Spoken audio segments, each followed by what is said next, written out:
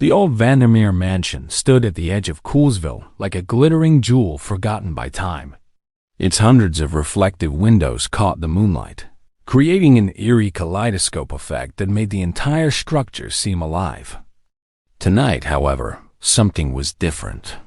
Local residents reported seeing strange lights dancing through the corridors, accompanied by the sound of maniacal laughter and shattering glass.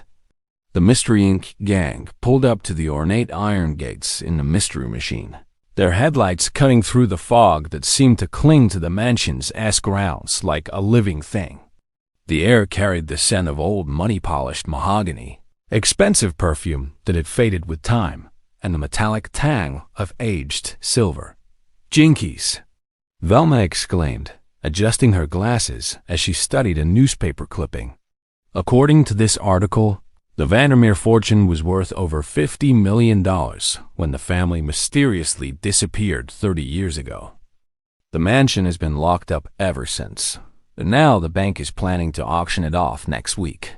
Fred leaned forward, gripping the steering wheel. That's when the haunting started. The real estate agents reported seeing a ghostly figure in the mirrors, a woman in a Victorian dress who appears to be made entirely of shattered glass. She screams about protecting the reflection fortune and attacks anyone who tries to enter. Man, did you say attacks? Shaggy's voice cracked as he clutched Scooby-Doo close. Scoob and I were hoping this would be more of a look through windows from a safe distance kind of mystery. Rafe Ristance. Scooby nodded vigorously, his tags jingling. Daphne pulled out her phone, checking the auction listing. Look at this. The starting bid is only $5,000 for a $50 million estate.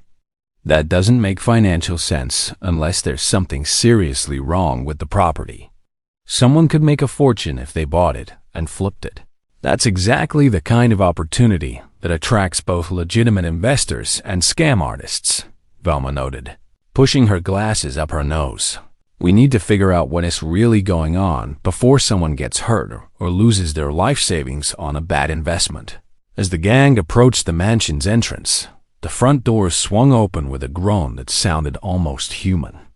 The foyer beyond was a maze of mirrors covering the walls, the ceiling, even parts of the floor.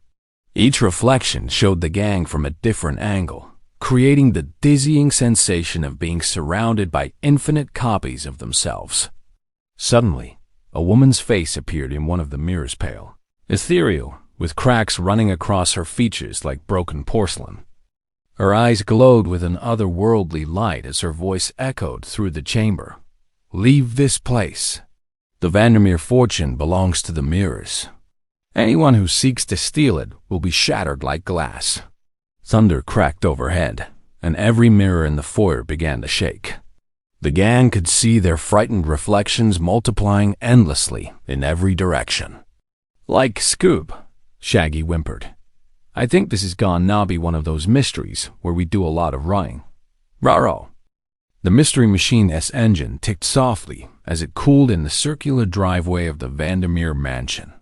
The structure loomed before them, a 3-story Victorian masterpiece that seemed to be constructed as much from glass and mirrors as from wood and stone.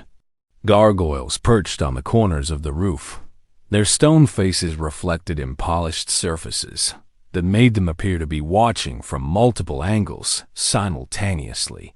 Fred killed the headlights and pulled out a blueprint he'd printed from the county records office.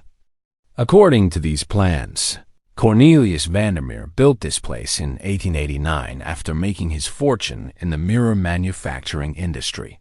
He was obsessed with reflections, believed they held some kind of mystical power, more like mystical prophets, Velma added, leafing through her research notes. Vandermeer's company had a monopoly on high-quality mirrors for nearly 40 years. He understood the basic economic principle of controlling supply. If you are the only one who can produce something everyone wants, you can name your price. At his peak, he was earning the equivalent of $200,000 a day in today's money. Daphne stepped out of the van, her fashionable boots crunching on the gravel driveway. The air smelled of rain and something else, something sweet and cloying, like flowers left too long in a vase. I did some research too. After Vandermeer died, his daughter Millicent took over the business. But she became increasingly paranoid, convinced that people were trying to steal the family fortune. She supposedly hid the money somewhere in the mansion, then disappeared without a trace in 1995. Let me guess, Shaggy said, slowly emerging from the van with Scooby pressed against his legs. That's right around when people started seeing ghosts? Exactly, Fred confirmed. The mansion has been sealed ever since. But here's the interesting part. The bank that holds the mortgage has been losing money maintaining the property for 30 years. They're so desperate to sell that they've set the minimum bid ridiculously low. Scooby's ears perked up. Row? $5,000, Velma said. For comparison, even in its current condition, the mansion should be worth at least $20 million. That's a 4,000% return on investment if someone could buy it and resell it. But as a catch, the bank requires the buyer to complete a full property inspection before finalizing the sale. Every inspector they've sent has run out screaming. Shaggy pulled out a half-eaten submarine sandwich from his jacket pocket, taking a nervous bite. Man, this is exactly why Scoob and I believe in spending your money on food immediately. No ghost can steal a sandwich that's already in your stomach. That's right. Scooby agreed, eyeing Shaggy's sandwich hopefully. That's actually terrible financial advice, Velma said with a slight smile. But it does illustrate an important point. The difference between consumption and investment. Shaggy spends all his money on immediate gratification, which means he'll always be broke. Meanwhile, if someone could actually buy this mansion and solve the mystery, they could become wealthy through a smart investment. Daphne approached the front steps, noting how each marble stair was embedded with small mirrors that caught the moonlight. The question is, who would benefit from keeping this mansion off the market? And who has the knowledge to create such an elaborate haunting? Fred organized the gang into a formation. Here's the plan. We'll do a preliminary sweep of the first floor, stay together, and document anything unusual. Velma, you look for financial records or clues about where the fortune might be hidden. Daphne, check for signs of recent entry or habitation. Shaggy and Scooby, you two, will guard the van. Shaggy suggested hopefully. No, you'll both help investigate the kitchen and dining areas, Fred said firmly. There might be clues there too. As they approached the front door's massive oak panels carved with intricate designs of mirrors within. Mirrors a cold wind swept across the porch. The doors weren't just old. They were works of art, inlaid with dozens of small mirrors arranged in spiral patterns that seemed to draw the eye inward, deeper and deeper. Velma tested the handle. Unlocked. That's suspicious. If the bank sealed this place, why would the door be open? Maybe the ghost doesn't believe in locks? Shaggy offered weakly. The door swung inward with a theatrical creak that would have been comical if not for the scene it revealed. The foyer was exactly as described in the police reports, a dizzying chamber of mirrors. The walls were covered in antique mirrors of various sizes, some tarnished with age, others pristinely preserved. The ceiling was a single massive mirror that reflected the floor below, which itself was partially mirrored, creating an infinite regression effect that made it difficult to tell where solid ground ended and reflection began. A grand staircase curved upward to the second floor, its banister wrapped in what appeared to be mirrored tiles. Dusty chandeliers hung overhead, their crystals catching the moonlight from the windows and scattering it in prismatic patterns across every reflective surface. Jinkies, Velma breathed. This is disorienting. The mirrors are positioned to maximize confusion, a deliberate design choice to make intruders feel lost and vulnerable. Daphne noticed something on a small table near the entrance. A guest book, its pages yellowed with age. She carefully opened it, revealing the last entry. October 15th, 1995. Millicent Vandermeer. Today I hide what cannot be stolen. Let those who seek it find only their own reflection. That was written just days before she disappeared. Fred noted, reading over Daphne's shoulder. She must have hidden the fortune that week. A sound echoed through the chamber distant at first, then growing louder. It was the tinkling of breaking glass, accompanied by footsteps that seemed to come from everywhere and nowhere at once. Scooby's ears flattened against his head. Roast! In the largest mirror across from them, a figure began to materialize. It was a woman in a Victorian-era dress, but her form was wrong, composed of jagged shards of mirror glass that caught and reflected light in nauseating patterns. Her face was beautiful but terrible, with eyes that seemed to look directly into each member of the gang simultaneously. You seek the Vandermeer fortune, the glass woman's voice echoed, seeming to come from every mirror at once. But wealth is an illusion, just like these reflections. Try to grasp it, and you'll cut yourself on the truth. Leave now, or become part of the collection trapped in the mirrors forever. She raised her arms, and dozens of mirrors throughout the foyer began to crack, spiderweb patterns spreading across their surfaces with sounds like ice breaking on a frozen lake. Like Scoob, Shaggy grabbed his friend. I think the ghost lady just made a very persuasive argument for leaving. Rhea. Let's row. But before they could bolt, Velma called out, Wait, look at the pattern of the cracks. She was right. The cracks in each mirror weren't random. They formed numbers. 7, 4, 9. 203. She's not just threatening us, Velma said excitedly. She's giving us a clue. Those numbers might be. The glass woman shrieked, and the massive mirror behind her exploded outward. The gang dove for cover as shards rained down around them, tinkling against the marble floor like deadly wind chimes. When they looked up, the ghost was gone, but something had changed. On the wall where the mirror had hung, there was now a visible safe, previously hidden behind the glass. And on that safe was a combination lock with 5 numbers. Fred stood up, brushing glass dust from his ascot. Well, gang, I think we just found our first real clue. And I think this mystery is going to teach us that some treasures are worth more than just money. They re-worth the truth. The morning sun transformed the Mirror Mansion from a house of horrors into something almost magical. Light streamed through the windows, bouncing between mirrors in complex patterns that painted rainbow spectrums across the walls. The gang had spent the night in the mystery machine, with Shaggy and Scooby triple-checking all the door locks and returned at dawn to begin their investigation in earnest. Fred photographed the safe they discovered behind the broken mirror, noting its vintage design. This is a Vandermeer Reflections Model 7. I researched it last night. They were manufactured exclusively for the family's personal use. The combination would have been known only to Cornelius and Millicent Vandermeer.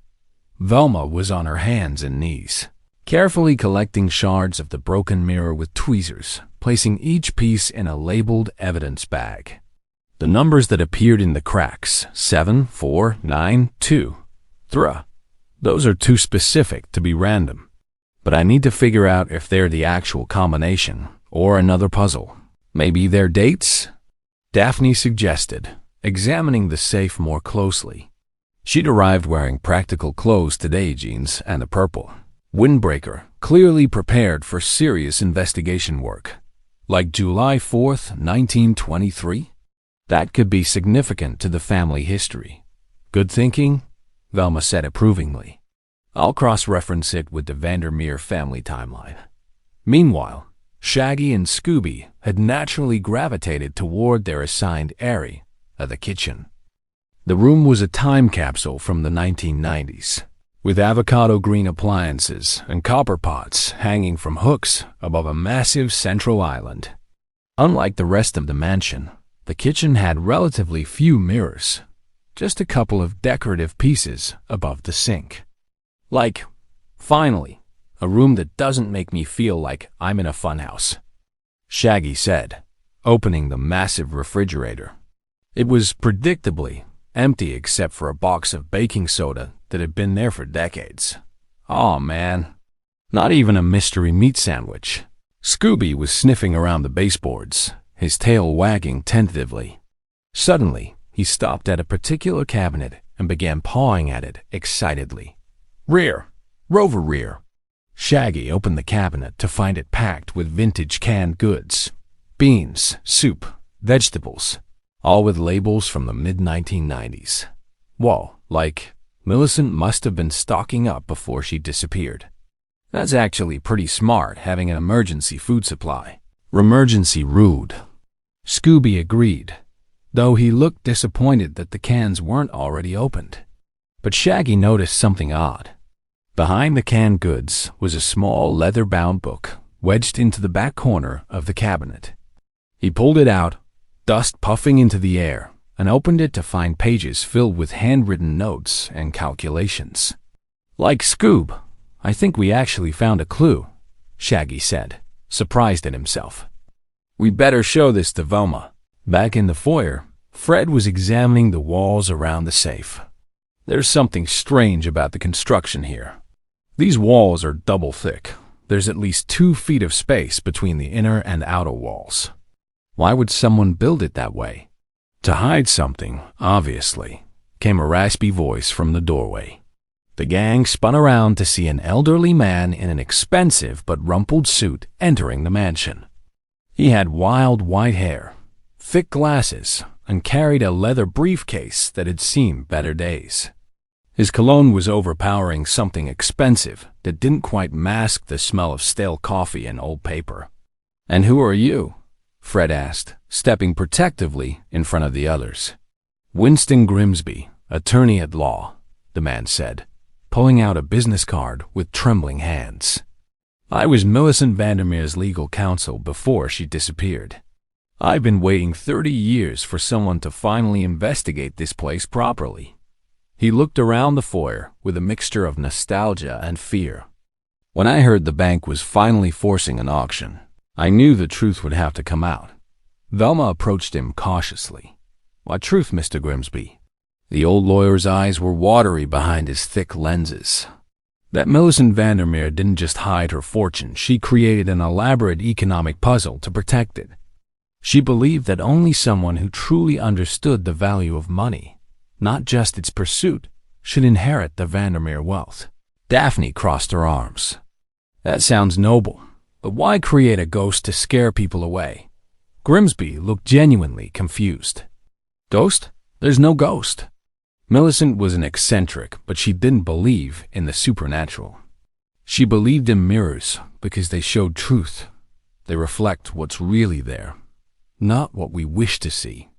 At that moment, Shaggy and Scooby burst into the foyer, Shaggy waving the leather-bound book. "Guys, we found Millicent's journal. And, who's the old dude?" "Never mind that now," Velma said excitedly, taking the journal. "Let me see this." She opened it carefully, scanning the pages with growing excitement. Jinkies. This is incredible. Millicent wasn't just paranoid, she was brilliant. Listen to this entry from October 10th, 1995. "Father built his empire on controlling supply, but he never understood the true nature of value. Money is worthless unless it circulates. Wealth hoarded is wealth wasted. I will hide the fortune not to keep it from the world, but to ensure it goes to someone who understands that true wealth comes from wise investment, not greedy accumulation." Fred looked at the safe. "So the fortune isn't just sitting in there?" "No," Velma continued reading. She created a series of challenges, each one teaching a different economic principle. The combination to this safe is just the first step. And according to her notes, she invested the $50 million before hiding it. She put it into various assets, stocks, bonds, real estate holdings, all documented in mirrors throughout the mansion. "Mirrors?" Daphne asked. "How do you hide financial documents in mirrors?" Grimsby laughed bitterly. "The Vandermeer family secret. They developed a technique for etching microscopic information onto mirrored surfaces. Completely invisible to the naked eye, but readable with the proper equipment. Millicent was going to patent the process, but she disappeared before she could file the paperwork. Which means, Velma said, her eyes lighting up, somewhere in this mansion is a map to a fortune that has been growing with compound interest for 30 years. $50 million invested wisely in 1995 could be worth.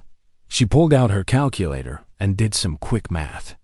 Assuming an average market return of 7% annually, that $50 million would now be worth approximately $380 million.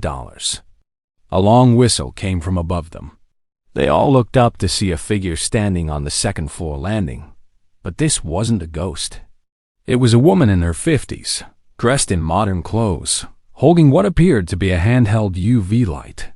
"Very good, little detective," the woman said with a cold smile. "You figured out more in one morning than a dozen investigators managed in 3 decades. Unfortunately for you, I've been working on this puzzle for 5 years, and I'm not about to let a bunch of teenagers claim my prize." She pressed a button on a remote control, and suddenly every mirror in the foyer began to glow with a strange purple light. Reflected in each surface, invisible before, were now strings of numbers, equations, and strange symbols. "You see, I'm the bank manager who's been in charge of this property," the woman continued. "I've had access this whole time, slowly piecing together Millicent's puzzle. The ghost?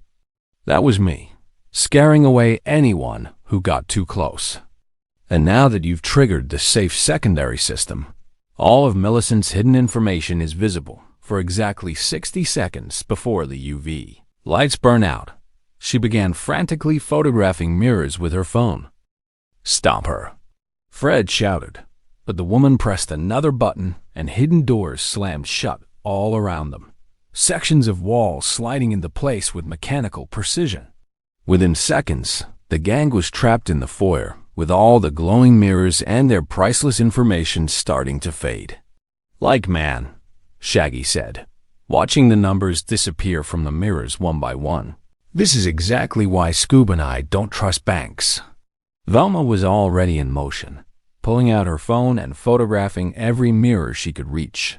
"Quick, everyone start documenting. We need to capture as much of this information as possible before it's gone." The gang sprang into action, but the fake ghost's head start meant they already captured the most important mirrors, including the one directly above the safe that appeared to contain the actual combination sequence. As the last of the glowing numbers faded, they heard the woman's laughter echoing through the mansion, followed by the sound of a door slamming somewhere above them. "She's getting away," Daphne said, pulling at one of the hidden doors. "These won't budge." Fred examined the mechanism.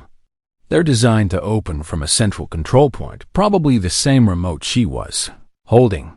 Grimsby had collapsed into a chair, looking older than ever. "This is my fault. I should have warned the bank that someone might try to steal the fortune.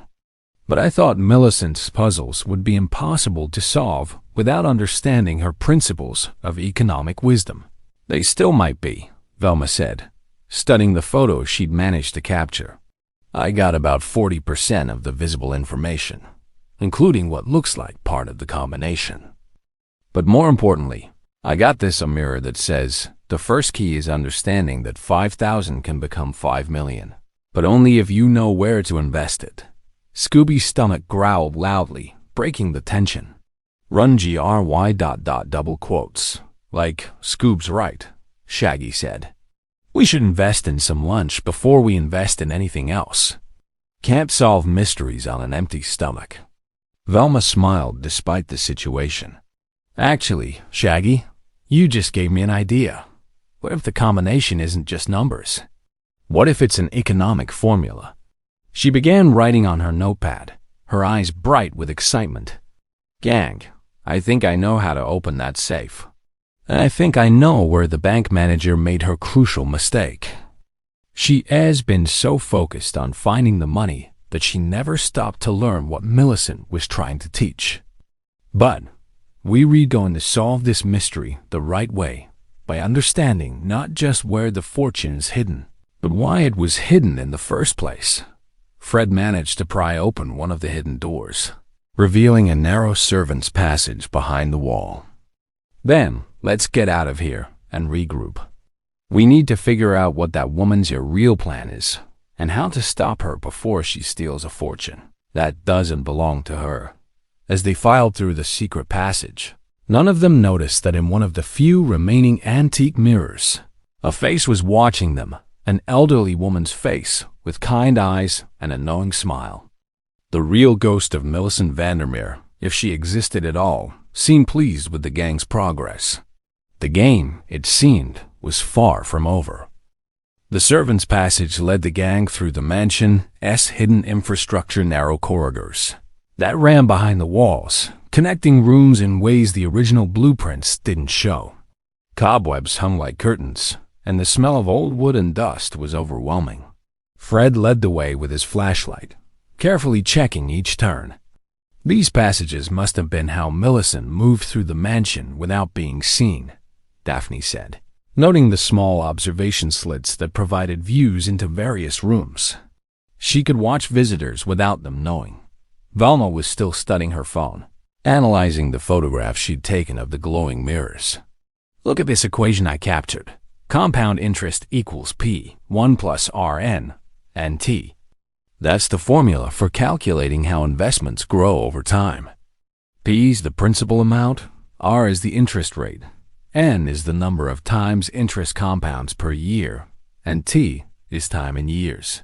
Like, is there going to be a math test? Shaggy asked nervously, because Scoob and I didn't study. Ree neither. Scooby added emphatically. It's not a test, it's a lesson, Velma explained patiently. Millicent wanted whoever found her fortune to understand how it grew. If you just find money and spend it, you're no better than a thief. But if you understand how to make money work for you through smart investments, you can create lasting wealth. Winston Grimsby, who'd been following them quietly, spoke up. Millicent used to tell me, Win, most people work for their money their whole lives. I want my heir to understand how to make money work for them. She was obsessed with the idea of passive income earnings that come from investments rather than active labor. They emerged from the passage into what appeared to be Millicent's private study. Unlike the rest of the mansion, this room had only one mirror, a massive floor-to-ceiling piece that dominated the entire north wall. The room smelled of old leather and vanilla, from the dozens of financial books that lined the shelves. Daphne immediately began examining the desk, which was covered in papers held down by an antique compass. These are investment statements from 1995 stocks in technology companies, shares in emerging markets, even some cryptocurrency early adopter funds. Millicent was incredibly forward-thinking. Fred found a filing cabinet and started going through folders. Here's something interesting: newspaper clippings about investment scams from the 1990s. Pyramid schemes, Ponzi schemes, penny stock frauds. She was documenting all the ways people lose money to con artists. That's because she was terrified of her fortune ending up in the wrong hands, Grimsby explained. Her father Cornelius made his money through legitimate business, but he was ruthless. He crushed competitors, exploited workers, and died wealthy but lonely. Millicent inherited his business acumen, but also his enemies. People were constantly trying to con her out of her inheritance. Velma approached the giant mirror, studying its ornate frame. This is the key, I can feel it. All of Millicent's clues have been leading here. She ran her fingers along the frame, feeling for hidden switches or buttons. Suddenly, Scooby's ears perked up. Someone's roaming. Heavy footsteps echoed in the hallway outside, multiple people, moving with purpose. The door burst open, and the bank manager from before strode in, but she wasn't alone. Behind her were two large men in security uniforms, both carrying flashlights and what appeared to be glass-cutting tools. Well, the woman said with a satisfied smirk. Her name tag read Veronica Steinbeck, Vice President. I should thank you children for leading me to Millicent's study. I've been searching for this room for years. And now, With the information from those mirrors downstairs, I have everything I need to claim the Vandermeer fortune." "You mean steal it?" Daphne said coldly. "This fortune doesn't belong to you." Veronica laughed. "Oh, sweet, naive child. Let me tell you how the real world works. I've spent 5 years maintaining this property for the bank, 5 years of my life dedicated to this white elephant. The bank wants to auction it for pennies on the dollar. But if I can find the fortune first and claim it as abandoned property, I can keep it all for myself. That's called being a smart investor, seeing an opportunity and taking it." "That's not investing," Velma said firmly. "That's fraud. There's a difference between making smart financial decisions and stealing." "Semantics," Veronica waved dismissively. She turned to her security guards. "You two start dismantling that mirror. The final clue has to be behind it." Fred stepped in front of the mirror. "We can't let you do that. This mansion and its contents need to be properly investigated," and one of the guards shoved Fred aside roughly, sending him stumbling into Daphne. The other guard pulled out a crowbar and approached the mirror. "Like, this is getting really uncool, really fast," Shaggy said, backing toward a bookshelf with Scooby. "Time for a strategic retreat, Scoob." As the guards began prying at the mirror's frame, something unexpected happened. The mirror suddenly shimmered, and an image appeared within it. Not a reflection, but a recording. It showed Millicent Vandermeer herself, sitting in the very chair that was now in front of the desk. Everyone froze. "If you're seeing this," Millicent's recorded voice said, "then someone has attempted to access this mirror with force rather than wisdom. Let me tell you a story about greed." The recording showed Millicent holding up a stock certificate. "In 1987, I invested $100,000 in a company that promised revolutionary technology. Their presentation was slick, their promises grand, and I was young and foolish. Within 6 months, the company collapsed. It was a scam. I lost everything." She set down the certificate and picked up another one. "But I learned a valuable lesson. I researched properly, diversified my investments, and focused on steady growth rather than get-rich-quick schemes. 10 years later, my portfolio had not only recovered, but had grown 5 times larger. The lesson? Quick money usually comes with quick losses. Real wealth is built through patience, education, and ethical decision-making." Veronica's face had gone pale. "This is just a recording. It doesn't mean anything." But Millicent's image continued. "To whoever is watching this, if you've come here with greed in your heart, seeking only to enrich yourself, you will find nothing but mirrors reflecting your own avarice.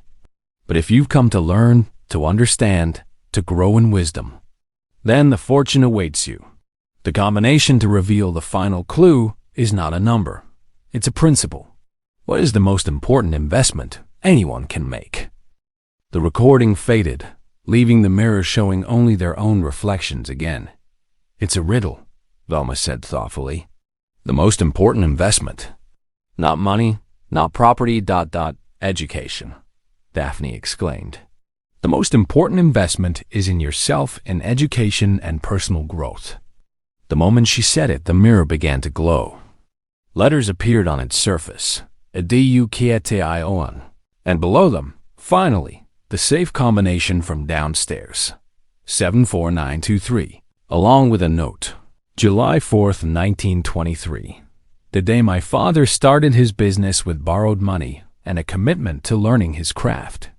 The beginning of the Vandermeer fortune. Veronica lunged for the mirror, trying to photograph the combination, but the numbers were already fading. Only Velma, with her photographic memory, had captured them completely. "You little brat," Veronica snarled. "Tell me those numbers, or you'll what?" Fred stood up, brushing himself off. He'd pulled out his phone during the commotion and had been recording. Threaten minors? Add that to attempted fraud, trespassing, and assault. "I've got everything on video, and I've already sent it to the police." Sirens wailed in the distance, getting closer. Veronica's face contorted with rage and desperation. You don't understand. I need that money. I've been embezzling from the bank to cover my gambling debts. If I don't come up with $300,000 by next week, I'll go to prison." "And stealing wouldn't have sent you to prison?" Daphne asked incredulously. "I would have been rich enough to hide it." Veronica shouted. Then she realized what she'd admitted and paled even further. The security guards, realizing they were about to become accessories to multiple crimes, immediately backed away from Veronica with their hands up. "We were just hired for building security, lady. We were just hired for building security. We didn't sign up for this." Grimsby shook his head sadly. This is exactly what Millicent feared. Someone so desperate for money that they'd corrupt themselves completely. True poverty isn't about how much money you have. It's about how far you'll go to get it. The police arrived moments later, led by Sheriff Bronson, who'd worked with Mystery Inc. before. As Veronica was led away in handcuffs, still protesting and demanding lawyers, the sheriff turned to the gang. "So, you kids solved another one. What's the story this time?" Fred explained the situation while Velma showed the sheriff her documented evidence. When he heard about the combination and the hidden fortune, Sheriff Bronson whistled low. "That's one elaborate treasure hunt. So what happens now? Who gets the money?" Grimsby pulled out his briefcase and extracted a sealed envelope, yellowed with age. "Millicent left instructions with me 30 years ago. I'm to read this letter once someone successfully solves her puzzle. But first," he looked at the gang seriously, "you need to open that safe downstairs and complete the final challenge. Only then will we know who truly deserves the Vandermeer fortune. Like, can we maybe grab a sandwich first?" Shaggy asked hopefully. "All this talk about investments is making me hungry. Scoob and I believe in investing in lunch. Rhea, lunch!" Scooby's tail wagged. Velma smiled. "Actually, Shaggy, you're not wrong. Taking care of your basic needs, food, rest, health, it's actually a form of investment. You're investing in your ability to function well. It's just that you do it to excess. Like, I prefer to think of it as diversifying my sandwich portfolio, Velma." Despite the tension of the moment, everyone laughed. As they headed back down to the foyer to finally open the safe, none of them noticed that the large mirror in Millicent's study showed a reflection that lingered just a moment longer than it should have, an elderly woman's face smiling with satisfaction. The real test, it seemed, was about to begin. The foyer felt different now, with morning light streaming through the windows and the police securing the scene outside. The safe waited on the wall like a silent sentinel, its brass combination lock gleaming in the sunlight. The gang gathered around it, with Winston Grimsby standing slightly apart, clutching the sealed envelope that contained Millicent's final instructions. Fred pulled out his notes. "Okay, Velma got the combination, 74923. Everyone ready?" "Like, wait," Shaggy said, holding up a hand. "Before we open this thing, can we just acknowledge that Scoob and I found the journal that helped solve this mystery? We should get, like, a finder's fee or something." Scooby nodded enthusiastically. Daphne patted Scooby's head. "You both did great work. But let's see what's in the safe first before we start dividing up rewards, okay?" Velma approached the safe carefully, her fingers hovering over the combination dial. "Here goes nothing." She began turning the dial with precision.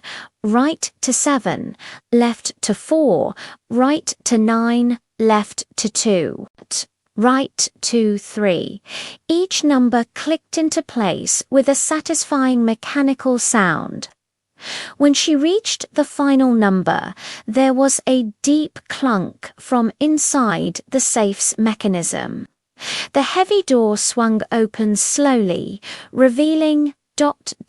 papers, Fred said, surprised. just papers.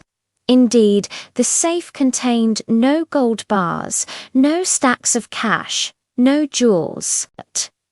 Instead, there were carefully organized file folders, each labeled with different categories: stock portfolios, real estate holdings, bond certificates, trust fund structures, investment strategies. Velma carefully removed the first folder and opened it. Her eyes went wide. Jinkies, these aren't just papers, these are the keys to the entire fortune. Lakirs, a stock certificate for 50,000 shares of a little company called Apple Computer, Inc., purchased in 1985 for $3 per share. Grimsby leaned in, his hands trembling. "Let me see that." He studied the certificate, then pulled out his phone and checked the current stock price. His face went pale. After stock splits and growth, those shares would be worth approximately $47 million today. $47 million, Fred repeated, stunned. From one investment, that's the power of long-term investing. Velma explained excitedly. Millicent didn't just hide cash, she invested it wisely and then hid the proof of ownership. Every document in this safe represents a different investment that's been growing for 30 years. Daphne was looking through another folder. Here's a real estate portfolio, properties in Manhattan, San Francisco, and Seattle, all purchased in the early 1990s when prices were low. These addresses alone would be worth hundreds of millions now. So she turned 50 million into ... Shaggy paused, trying to do the math in his head and failing. "Conservatively, about $400 million, Grimsby said, his voice barely a whisper. "Possibly more, depending on the specific investments." Millicent was a genius. She understood something most people never learn, that patience and knowledge are more valuable than luck or greed. Sheriff Bronson, who'd been watching from the doorway, shook his head in amazement. "So who gets all this? The bank?" "Not exactly," Grimsby said, finally opening the sealed envelope he'd been carrying. He pulled out a handwritten letter and began to read aloud. "To whoever has solved my puzzle. If you're reading this, you have demonstrated 3 essential qualities: intelligence, persistence, and most importantly, an understanding that true wealth comes not from taking, but from learning. The Vandermeer fortune is not a prize to be claimed, is a responsibility to be accepted. My father built this wealth through ruthless business practices that enriched him but impoverished others. I have spent my life trying to correct his mistakes, trying to ensure this money serves a better purpose. Therefore, I establish the following conditions. First, 20% of the total fortune shall be divided equally among those who solved the puzzle, as payment for their work and wisdom. Second, the remaining 80% shall be placed in a trust fund dedicated to financial education for young people. This trust will provide free courses, scholarships, and resources to teach proper money management, investment strategies, and economic literacy to anyone who wishes to learn. Third, the person or people who solved the puzzle shall serve as trustees of this fund, ensuring it is managed wisely and ethically. Money without wisdom is a curse, but wisdom without resources is a tragedy. I hope that by combining both, my fortune can finally do some good in the world. With hope for a wiser future, Millicent Vandermeer, silence filled the foyer. Even Shaggy and Scooby were quiet, processing what they'd just heard. Wait, Fred said slowly. So the gang would get 20% of $400 million, $80 million, Velma confirmed, her voice shaking slightly. Divided 5 ways, that's 16 million each. 16 million? Scooby's eyes went wide as dinner plates. Daphne sat down on the stairs, looking overwhelmed. This is ... I don't even know what to say. Grimsby cleared his throat. There's more to the letter. He continued reading. However, I had one final test. The puzzle solvers must make a choice. They can accept the 20% immediately and walk away, leaving the trust fund to be managed by my designated backup trustees. Or they can accept the responsibility of managing the entire fortune, taking only a reasonable trustee salary and dedicating themselves to the mission of financial education. The choice will reveal whether they solved my puzzle for the money or for the lesson. I will not judge either choice harshly. Both are valid. But only one path leads to the fulfillment of my true vision. You have 24 hours to decide. Choose wisely. The gang exchanged looks. This wasn't the ending any of them had expected. Let me get this straight, Shaggy said. We can take 16 million each right now, or we can take a salary and spend our time teaching people about money. That's the choice, Grimsby confirmed. Fred ran his hand through his blonde hair. This is a huge decision. We're just teenagers. We're not qualified to manage hundreds of millions of dollars. Actually, Velma said thoughtfully, that's exactly Millicent's point. We're young, we're learning, and we've demonstrated that we care more about solving the mystery than stealing the reward. Maybe that makes us exactly the right people for this job. But what about college? Daphne asked. Our futures? $16 million would let us do anything we want. Would it, though? Velma countered. Or would it just make us comfortable enough to never challenge ourselves? Millicent S. asking us whether we want to be rich or whether we want to make a difference. Scooby tugged on Shaggy's sleeve. Raggy, what do we do? Shaggy looked at his best friend, then at the rest of the gang.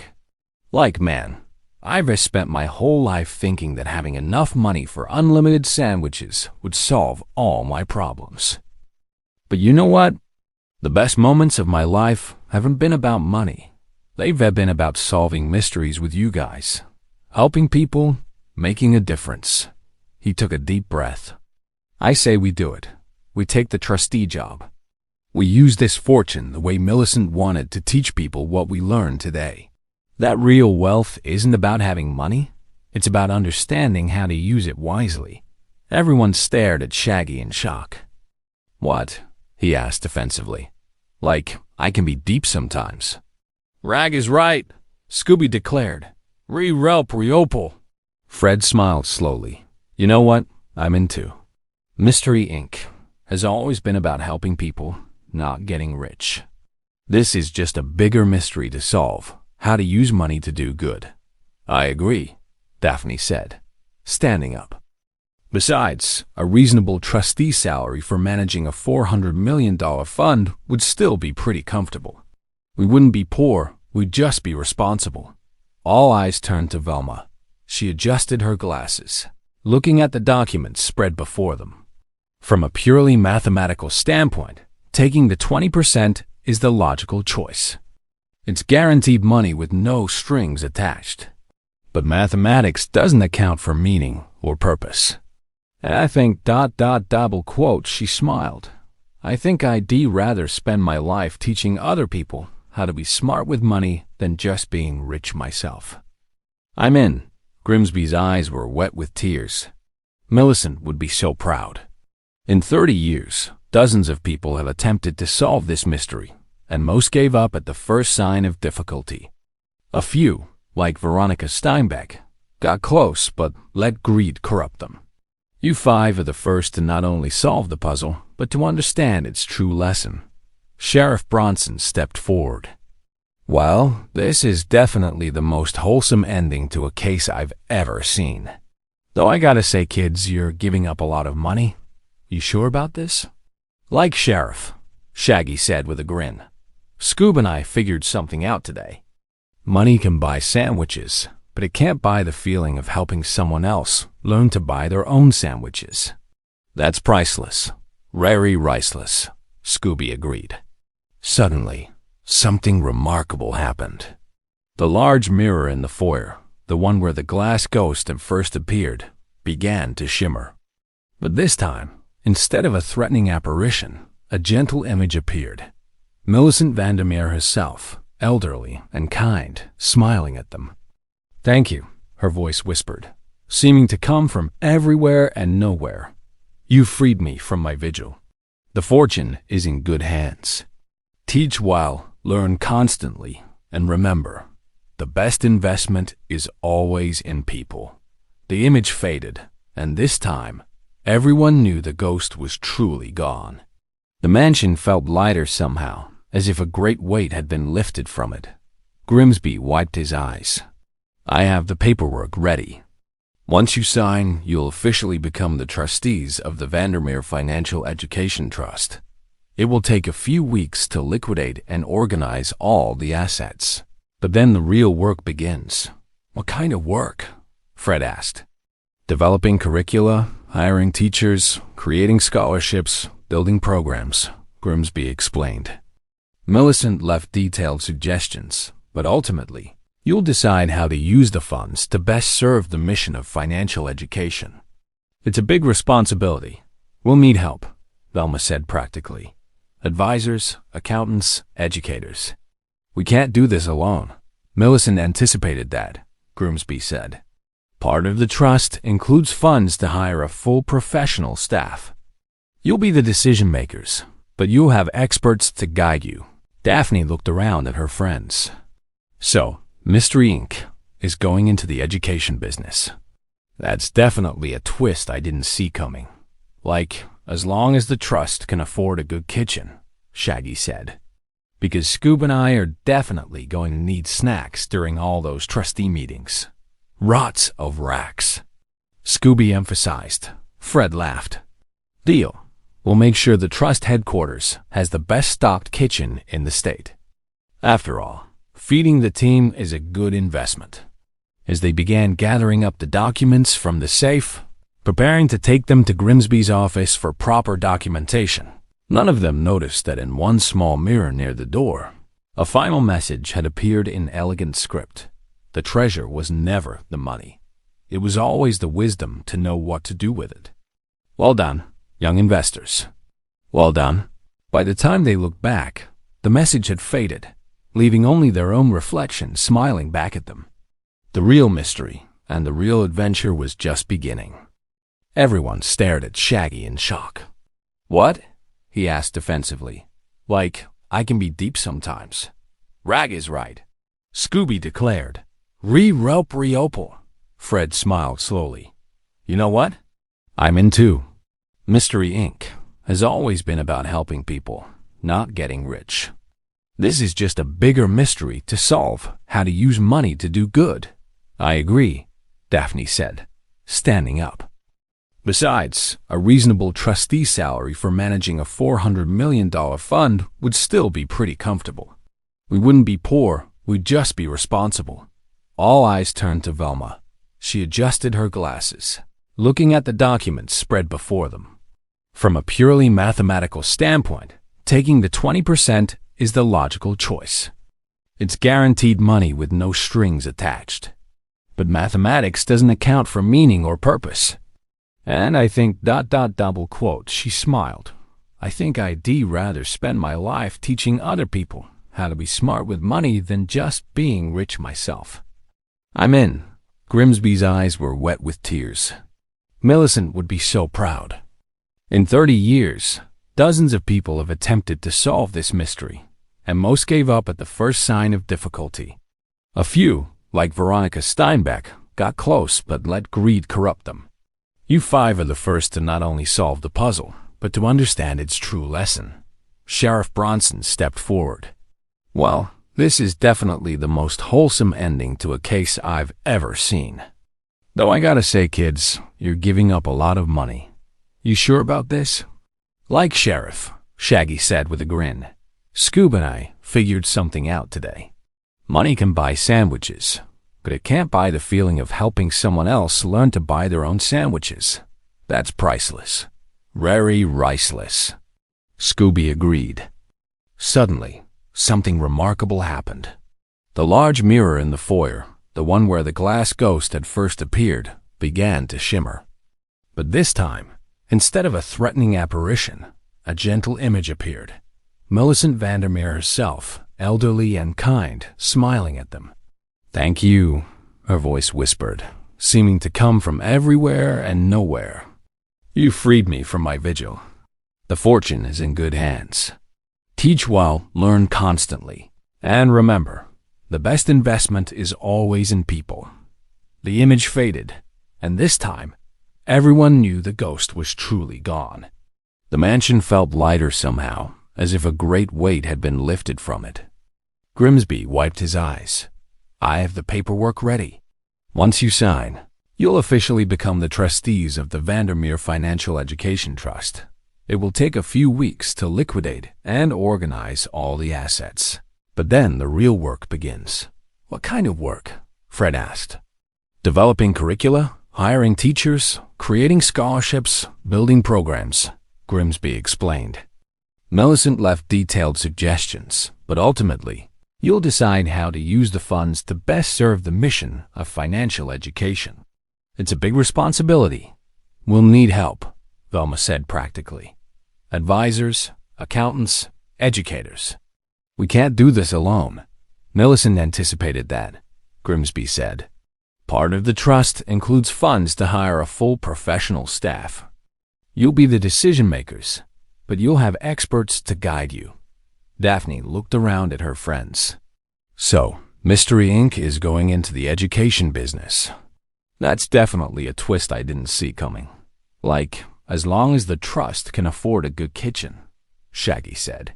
"Because Scoob and I are definitely going to need snacks during all those trustee meetings." "Lots of racks," Scooby emphasized. Fred laughed. "Deal. We'll make sure the trust headquarters has the best stocked kitchen in the state. After all, feeding the team is a good investment." As they began gathering up the documents from the safe, preparing to take them to Grimsby's office for proper documentation, none of them noticed that in one small mirror near the door, a final message had appeared in elegant script. The treasure was never the money. It was always the wisdom to know what to do with it. Well done, young investors. Well done? By the time they looked back, the message had faded, leaving only their own reflection smiling back at them. The real mystery and the real adventure was just beginning. 3 hours later, the gang sat in Winston Grimsby's law office downtown, surrounded by stacks of legal documents that seemed to multiply every time they looked away. The office smelled of old books, fresh coffee, and the lemon-scented polish the cleaning service used on the dark wood furniture. Through the window, they could see Coolsville's Main Street bustling with afternoon traffic. Grimsby's assistant, a young woman named Jennifer, who seemed genuinely excited about the Vandermeer Trust, brought in yet another folder. "These are the property deeds for the real estate holdings. There are 17 properties total, spread across 5 states. Vala was taking notes on her laptop, creating a detailed inventory. 17 properties that have been unoccupied for 30 years. We'll need to assess their condition, determine which should be sold and which could be used for trust purposes. Like, maybe one of them has a kitchen?" Shaggy suggested hopefully. He and Scooby had been remarkably well behaved for the past hour, but their stomachs were starting to protest. Daphne was reading through Millicent's detailed notes on her vision for the Financial Education Trust. She wanted to start with free workshops for high school students. Topics like understanding credit cards, avoiding student loan debt, the basics of investing, how to create a budget, Those are all things I wish someone had taught me when I was young, Grimsby said, signing another document. I made plenty of financial mistakes before I learned better. If we can help young people avoid those same pitfalls, the trust will be worth more than its dollar value. Fred was studying an organizational chart Millicent had sketched out. She suggests starting with one pilot program in Coolsville, then expanding regionally once we've proven the concept works. That's smart. Test the model before scaling up. That's good business strategy, Velma agreed. Start small, measure results, adjust based on feedback, then grow sustainably. Millicent applied investment principles to her philanthropic vision. Suddenly, Grimsby's office door burst open. A woman in an expensive business suit strode in, flanked by two men in equally expensive suits. She had perfectly styled silver hair and carried a leather briefcase that probably cost more than the Mystery Machine. "Winston Grimsby?" she said, her voice sharp and commanding. "I'm Victoria Whitmore Steinbeck, Veronica Steinbeck's mother. I'm here to contest the disbursement of the Vandermeer estate." Everyone froze. Grimsby stood up slowly. "Mrs. Whitmore Steinbeck, your daughter is currently in police custody, facing multiple felony charges. She has no legal claim to this estate." "That's where you're wrong," Victoria said, pulling documents from her briefcase. "My daughter may have acted imprudently but she raised a valid legal point. The Vandermeer fortune has been abandoned for 30 years.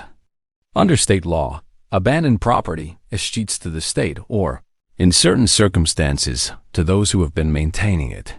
My daughter, as the bank officer responsible for the property, has a legitimate claim."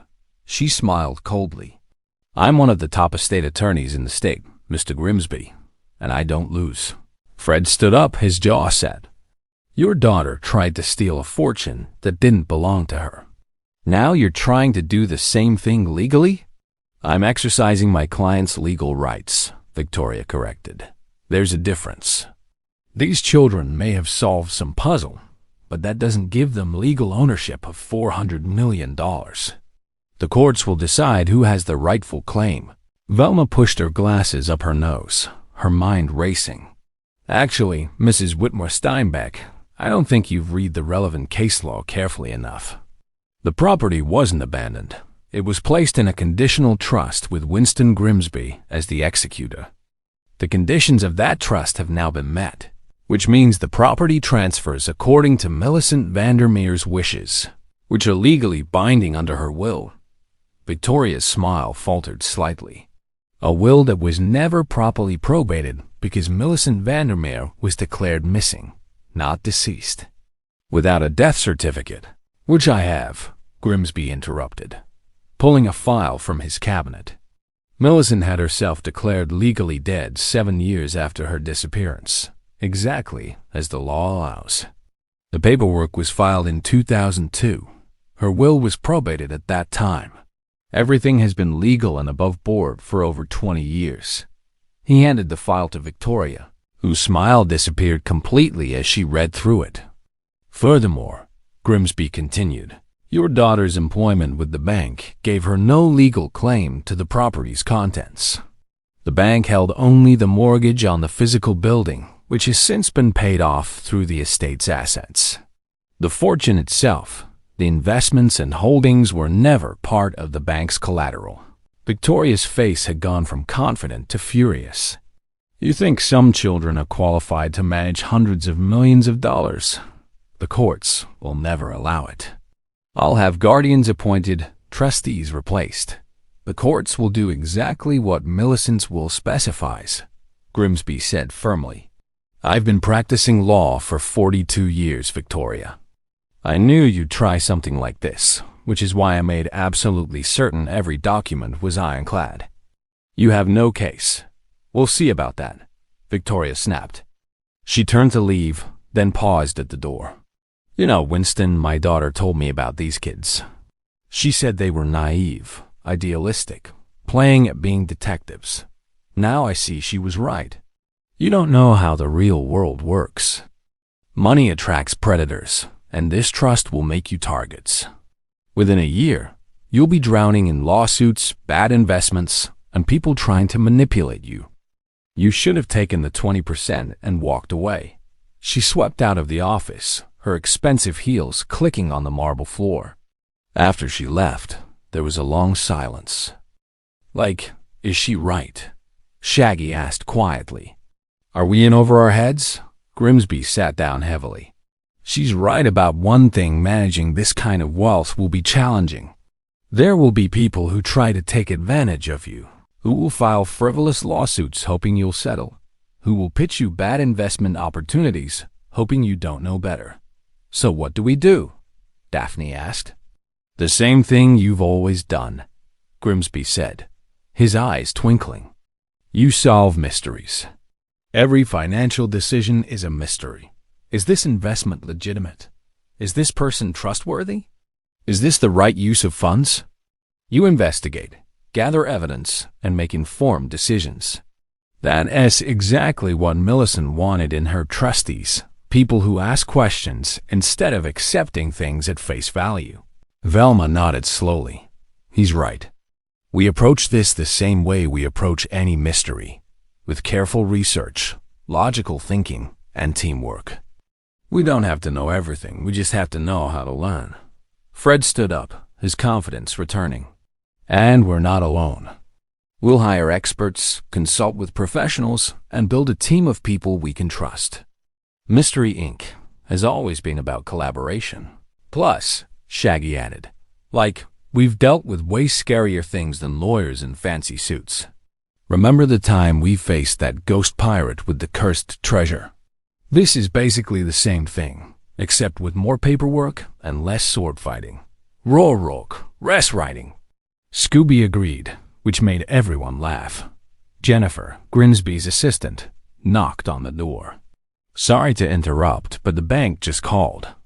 They need to do a final walkthrough of the mansion before they can complete the property transfer. They're asking if you can meet them there in an hour. We'll be there, Fred said. As they gathered their things and prepared to return to the Mirror Mansion one last time, Velma pulled Grimsby aside. Mr. Grimsby, can I ask you something? Why didn't you tell us about Victoria Whitmore Steinbeck? You must have known she'd try to interfere. Grimsby smiled. Because Millicent's final test wasn't just about choosing between money and mission. It was about whether you'd stick with that choice when it got difficult. Mrs. Whitmore Steinbeck will probably file her lawsuit despite having no legal grounds. It will be expensive and time-consuming to defend against it. But if you're truly committed to this trust, you'll see it through. And if we're not? Velma asked. Then you can still take the 20% and walk away. The offer doesn't expire until you officially sign the trustee documents and the funds are transferred. Millicent wanted to make absolutely sure her trustees were ready for what comes with this responsibility. Velma thought about this for a moment, then nodded. Then let's go sign those documents after we finish the walkthrough, because I'm sure we all are. Back at the Mirror Mansion, the afternoon sun made the building look almost cheerful. The police had finished their investigation, and the yellow tape had been removed. A representative from the bank, a nervous young man named Todd, who was clearly traumatized by his boss's arrest, waited by the front door with a clipboard. I just need to verify the condition of the property and document any damage from recent events, Todd explained. Then the bank can finalize the transfer of the property deed to the trust. As they toured the mansion, the gang saw it with new eyes. Without the threat of the fake ghost and the mystery of the hidden fortune, it was just a beautiful old building with amazing architecture and a lot of mirrors. This would make an amazing headquarters for the trust, Daphne said, looking around Millicent's study. We could turn this into a learning center. Classrooms on the first floor, administrative offices on the second, maybe a library of financial resources on the third. The mirrors could be part of the educational theme, Velma added. Mirrors reflect reality, just like good financial education reflects the truth about money. We could use them as teaching tools. Fred was taking measurements with a tape measure app on his phone. The ballroom could hold about 100 people for workshops. And there's plenty of parking in back for a facility this size. Shaggy and Scooby had, predictably, ended up back in the kitchen. This room is definitely big enough for the cooking and budgeting workshops Millicent mentioned in her notes, Shaggy called out. Teaching people how to cook at home instead of always eating out. That's financial education too, right? Actually, yes, Velma confirmed, joining them. Food is often one of the biggest budget items for young people. Teaching practical skills like meal planning and cooking saves money and promotes healthier living. That's exactly the kind of holistic financial education Millicent envisioned. As Todd finished his walkthrough and declared the property in acceptable condition, they gathered one final time in the foyer where it all began. The safe stood open and empty on the wall, having given up its secrets. The mirrors reflected only ordinary afternoon light. You know what's weird? Fred said. We never actually saw a real ghost. Veronica Steinbeck created all the haunting effects. But Millicent's message in the mirror, the way the puzzles revealed themselves, it almost felt like she was guiding us. Maybe she was, Daphne said softly. Maybe not as a ghost, but through the care she put into designing everything. Every clue, every lesson, every choice, it was all her way of teaching from beyond the grave. That's the best kind of legacy, Velma said. Not just leaving money, but leaving wisdom. Millicent didn't just want to be remembered. She wanted to make a lasting positive impact. That's what we're going to help her do. Scooby walked over to the large mirror where they'd first seen the glass ghost. He sat in front of it, looking at his reflection seriously. Rubai, Millicent. Rail rake care of your Rorchen. As if in response, a shaft of sunlight broke through the clouds outside, streaming through the window and illuminating that particular mirror with golden light.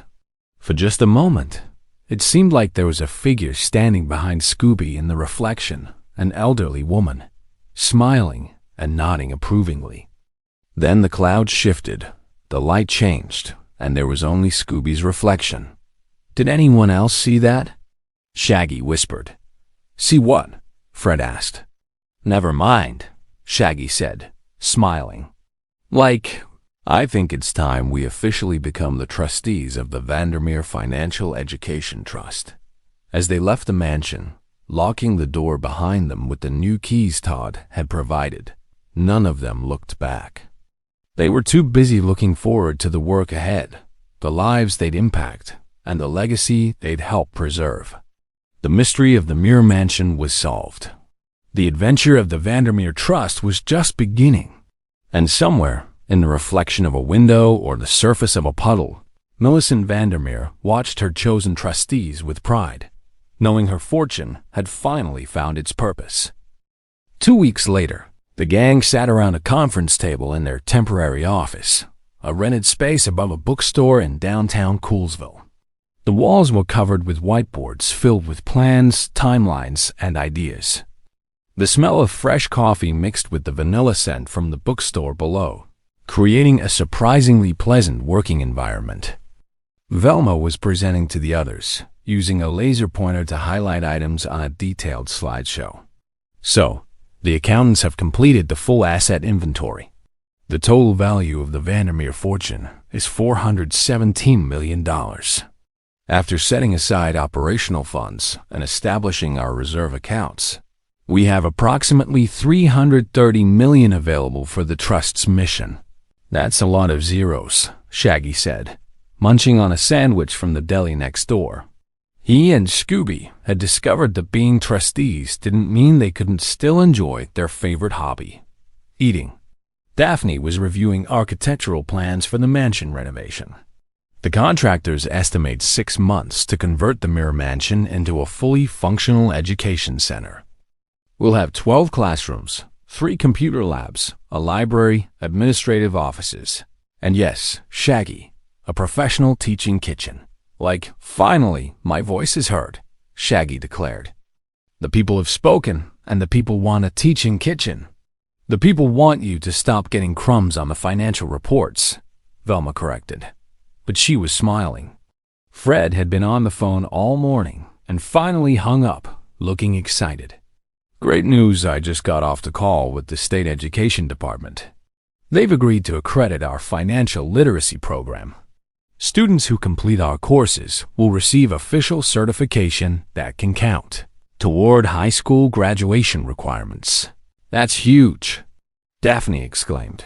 It means we not just offering optional workshops. We providing real educational value that schools will recognize.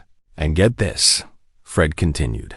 3 school districts have already signed up to send students to our pilot program starting next fall. We'll have about 60 students in the first cohort. Velma made a note on her laptop. 60 students means we need at least 4 full-time instructors, plus support staff. I've been reviewing applications. We've had over 200 people apply to work for the trust. Teachers, financial advisors, counselors, all wanting to be part of this mission. How do we choose? Daphne asked. That's a lot of applications. We do what we always do, Fred said. We investigate. Background checks, reference calls, interview everyone personally. We make sure we're hiring people who share Millicent's vision, not people who just want a paycheck. There was a knock on the door, and Winston Grimsby entered, carrying his ever-present briefcase. He looked tired but happy. Good morning, trustees. I have news about the Whitmore-Steinbeck lawsuit. Everyone sat up straighter. They dropped it, Grimsby said, unable to suppress a smile. Victoria Whitmore-Steinbeck withdrew the lawsuit this morning. Turns out, when she actually had to present her case to a judge, she realized she had no grounds. The judge made it very clear that any further frivolous litigation would result in sanctions. Yes. Fred pumped his fist. Furthermore, Grimsby continued. Veronica Steinbeck accepted a plea deal. She served 18 months for attempted fraud, and she's agreed to cooperate with investigators looking into her embezzlement from the bank. In exchange, the prosecutor recommended the lighter sentence. What about the bank itself? Velma asked. Are they facing any consequences for their poor oversight?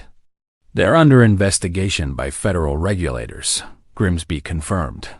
But that's not your concern anymore.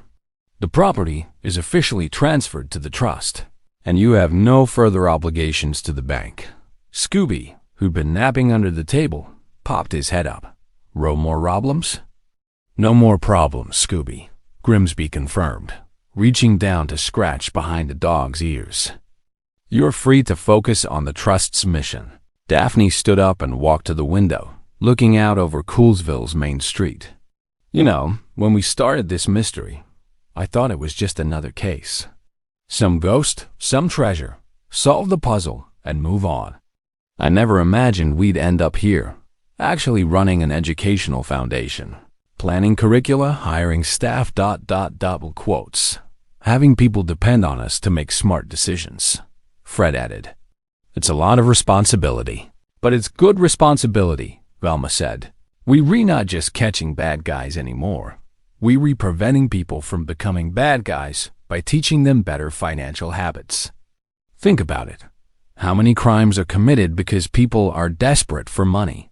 How many scams succeed because people don't understand basic economics? We're attacking the root cause. Shaggy swallowed his bite of sandwich. Like, Velma's right. Remember Veronica Steinbeck? She didn't start out as a criminal. She made bad financial choices, gambling, debt, and got desperate. If someone had taught her about money management when she was young, maybe none of this would have happened. Everyone looked at Shaggy in surprise. What? He said defensively. I can be insightful. Besides, Millicent's notes talk about this exact thing. Financial education isn't just about getting rich. It's about avoiding the desperation that makes people do desperate things. Raggy smart. Scooby declared loyally. Grimsby pulled out a folder from his briefcase. Speaking of Millicent's notes, there's one more document I need to share with you. She left personal letters for each of the trustees to be delivered once you officially accepted the responsibility. I have them here. He handed out 5 sealed envelopes, each one addressed in elegant handwriting to a different member of the gang. Fred opened his first. Inside was a single page written in Millicent's distinctive script. Dear Fred, you are a natural leader, but true leadership isn't about giving orders. It's about inspiring others to be their best selves. As you guide this trust, remember that the greatest investment you can make is in people. Build a team, trust them, and watch as they accomplish things you never could have done alone. Your strength is your integrity. Never compromise it for convenience. With confidence in your leadership, Millicent, Daphne's letter read, Dear Daphne, you have a gift for seeing potential where others see problems. The Mirror Mansion seemed haunted and worthless to everyone else, but you saw its potential as an educational center. Never lose that vision. Wealth and privilege can be advantages or crutches. You've chosen to use your advantages to help others. That's the mark of true character. Continue to be brave, not just in facing dangers, but in facing difficult decisions. With admiration for your compassion, Millicent, Velma's letter was longer, filled with complex equations and financial concepts, but it ended with, Dear Velma, intelligence without wisdom is just data without meaning. You have both, which makes you dangerous to those who profit from ignorance. Use your gift for analysis to cut through complexity and reveal simple truths. Remember, the best answer isn't always the most complicated one. Sometimes, the wisest investment is the simplest. With respect for your brilliant mind, Millicent, Shaggy's letter surprised him. Dear Shaggy, you pretend to be simple, but you're more perceptive than you let on. You understand something many wealthy people never learn, that happiness doesn't come from accumulation, but from appreciation. Your ability to find joy in simple pleasures is a form of wisdom. Don't be afraid to let people see how smart you really are. The world needs authentic people who aren't trying to impress anyone. With appreciation for your genuine heart, Millicent. And Scooby's letter, yes. She'd written one for him too, said, Dear Scooby, you are loyal, brave, even when you don't think you are, and you love unconditionally. These are the qualities that make you the heart of your team. Never underestimate the power of faithful friendship. The best investments in life aren't financial. They're the relationships we build and nurture. With gratitude for your noble spirit, Millicent P.S., I've arranged for a lifetime supply of Scooby snacks to be delivered to the trust headquarters. You've earned them. Lifetime reply. Scooby's tail wagged so hard his entire body shook. Like, Millicent thought of everything, Shaggy said, wiping his eyes. She really understood us, didn't she? She understood people in general, Grimsby said softly. That's why she created this trust. She knew that financial education would help people become their best selves, not by making them rich, but by making them wise. Velma stood up, walking to the whiteboard and picking up a marker. Okay, so we have our mission, our funding, our facility, and now we have Millicent's blessing and guidance. Let's talk about the actual curriculum. What are the most important lessons we need to teach? For the next 2 hours, the gang brainstormed, filling multiple whiteboards with ideas. Understanding compound interest, both for investments and debt. The difference between needs and wants. How to create and stick to a budget. The truth about credit cards and student loans. Basic investing principles. How to spot financial scams. The importance of emergency funds. Negotiating salaries and benefits. Understanding taxes and retirement planning. The psychological aspects of money and spending. We should also include Millicent's core philosophy, Daphne suggested. That money is a tool, not a goal. The purpose of financial literacy isn't to make people obsessed with wealth. It is to give them freedom to pursue what matters to them. Exactly, Velma agreed. We teach them how to make money work for them, so they can focus their time and energy on family, community, creativity, or whatever they're passionate about. Fred looked at the comprehensive outline they'd created. This is amazing. We've basically designed a complete financial literacy program in one brainstorming session. Imagine what we can do with 6 months and a team of professional educators. I have one more suggestion. Shaggy raised his hand. What if we include a section on the psychology of advertising and marketing? Teaching kids how companies try to manipulate them into buying stuff they don't need? Velma's eyes lit up. That's brilliant, Shaggy. Understanding marketing tactics is crucial for making smart purchasing decisions. We could call it Don't Fall for the Trap. Appropriate for Mystery Inc., don't you think? Mystery Rink, Scooby barked approvingly. As the afternoon wore on, they refined their plans, assigned responsibilities, and set timelines. By the time the sun began setting over Coolsville, they had the framework for something truly special, a comprehensive financial education program that honored Millicent Vandermeer's vision while reflecting their own values and experiences. Grimsby stood to leave, gathering his papers.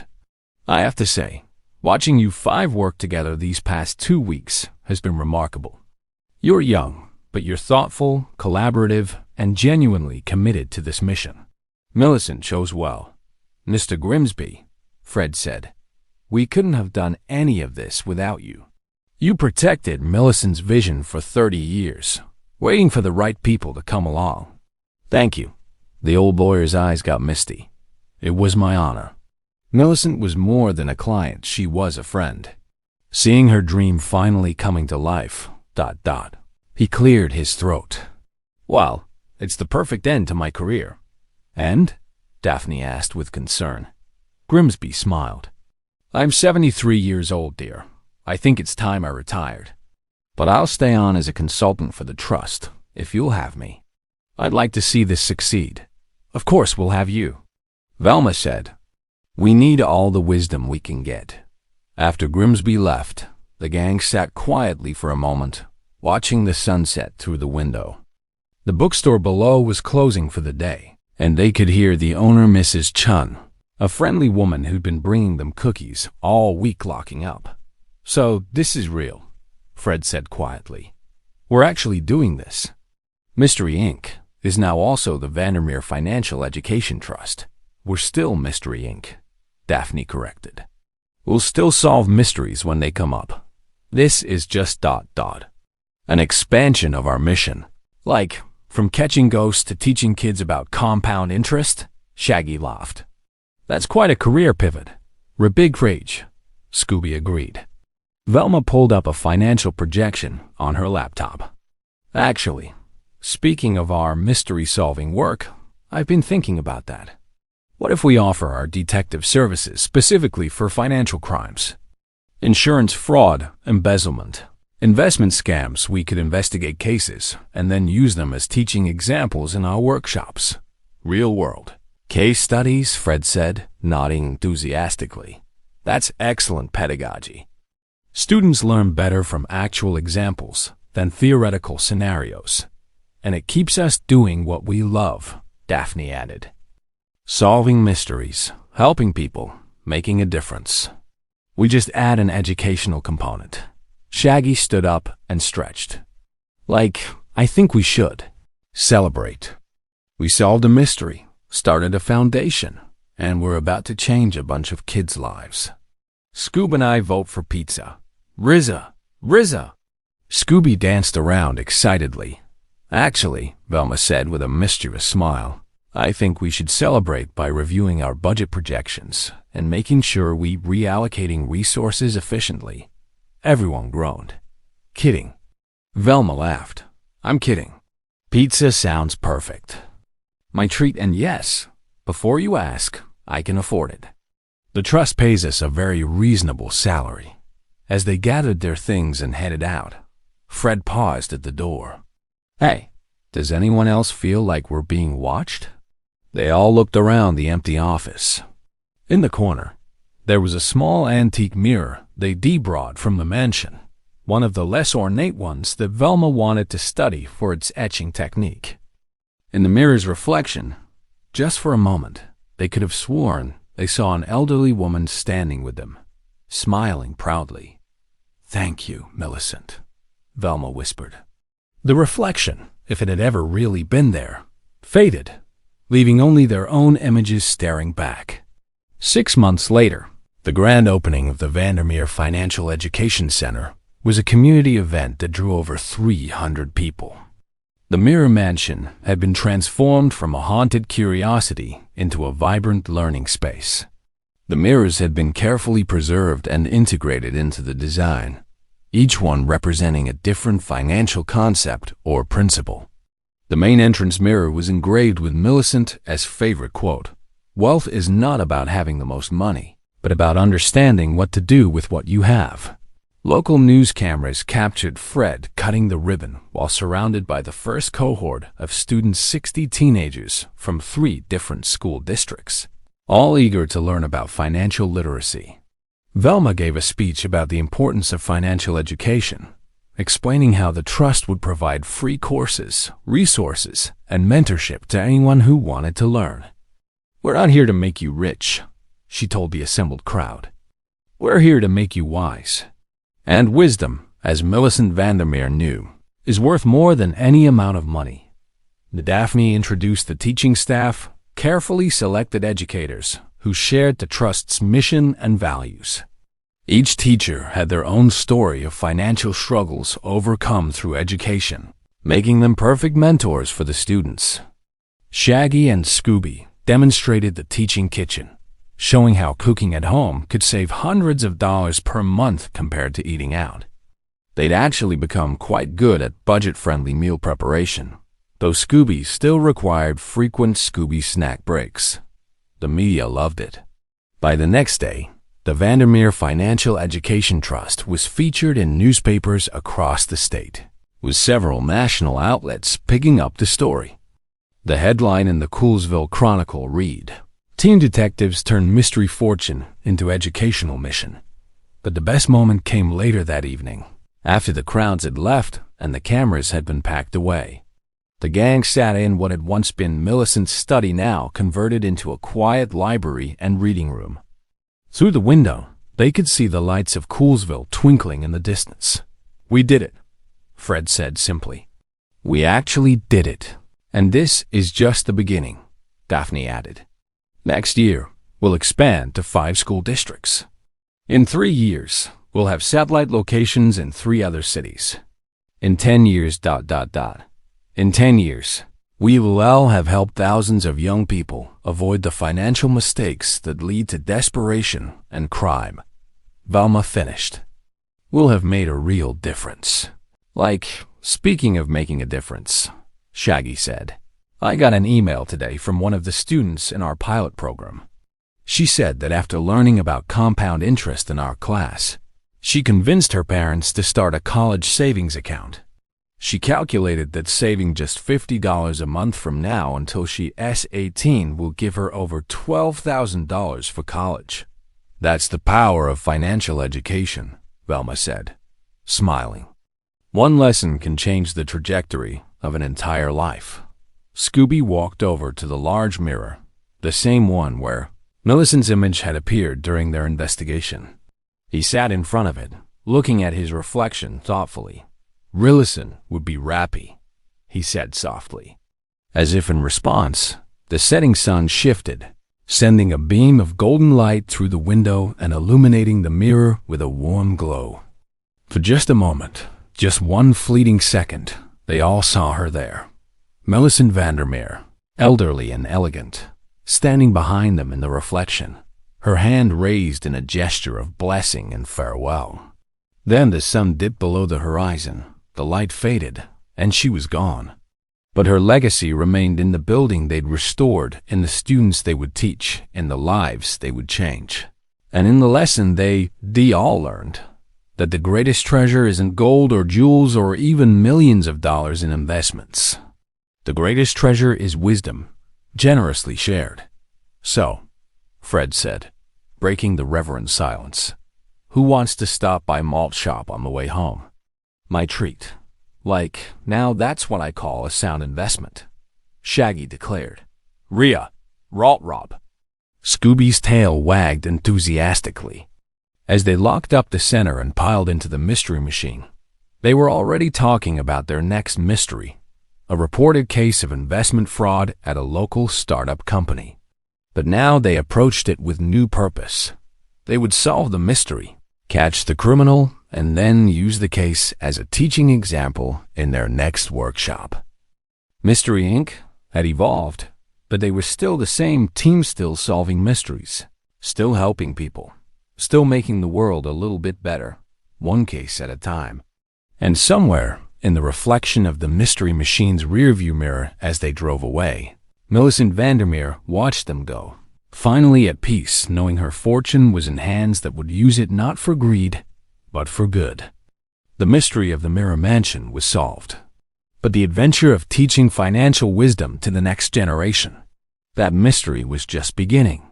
And this time, the treasure they'd help others discover wouldn't be hidden in a safe or behind a mirror, it would be inside themselves.